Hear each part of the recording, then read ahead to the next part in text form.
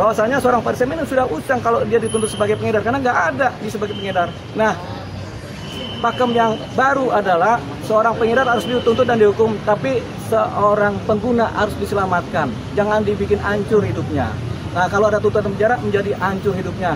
Ini yang kita sesalkan. Sementara kami pengacara sudah bersinergi dengan BNN untuk rehabilitasi. Mudah-mudahan kami mengajukan pledoi nanti di minggu depan. Seorang Faris M juga mengajukan pledoi pribadi, dan mudah-mudahan hakim majelis punya sinergi yang sama dengan BNN, dengan pola pikir yang sama, pola pikir yang paling baru. Tidak konvensional lagi, tidak mengandalkan buku-buku lagi yang sudah lama, yang sudah berubah. Harapannya majelis kemudian bersinergi dengan BNN untuk menyelamatkan para pengguna narkotika. Jadi ini harapannya. Pak, tanggapan keluarga mendapatkan 6 tahun penjara ini? Keluarga saya nggak ketemu keluarganya. Waktu kita mencari keluarganya pada kabur. Faris RM sendiri, Bang? Bukan, Faris RM sendiri yang kita dapat gitu kan. Jadi kalau Faris RM sendiri, dia berpasrah diri sama Tuhan. Dia tinggal membuatkan pledoi, tapi dia ya sudahlah, namanya dia mengikuti proses hukum kan.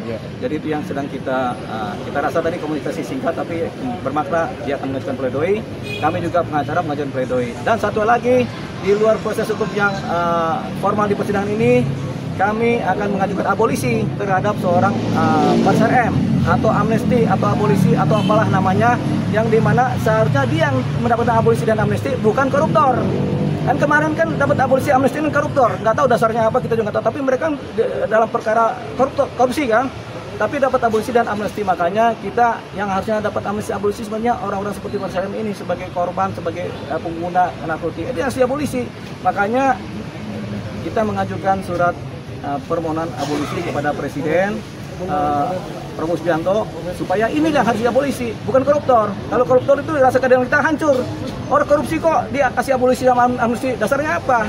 Itu saya juga masih heran. Tapi untuk ini persoalan Faris RM kita ajukan abolisi supaya bermakna. Berarti menyurati Presiden itu? Ya, sudah. Kapan, Bang? Pasal pengguna, Bang. Kapan menyurati?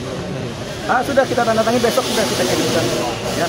Apa? Bang Dea, untuk pasal 6 tahun sendiri, pasal pengedar. Pasalnya pasal 112 dan 111. Pasal pengedar utama, pasal 114 dihilangkan oleh mereka, oleh jaksa, tapi 112 dan 111. Tapi sebenarnya itu sebenarnya persoalan pasal. Yang paling penting roh atau kejiwaan dari perubahan pola pikir kita, di mana pengguna itu harus diselamatkan, bukan dibunuh atau dihukum. Itu rohnya. BNN sudah punya roh itu, kami juga sudah punya roh itu, tapi jaksa belum ternyata. Tinggal kita tunggu majelis hakim rohnya seperti apa. Mudah-mudahan majelis hakim rohnya juga sudah sinergi dengan pihak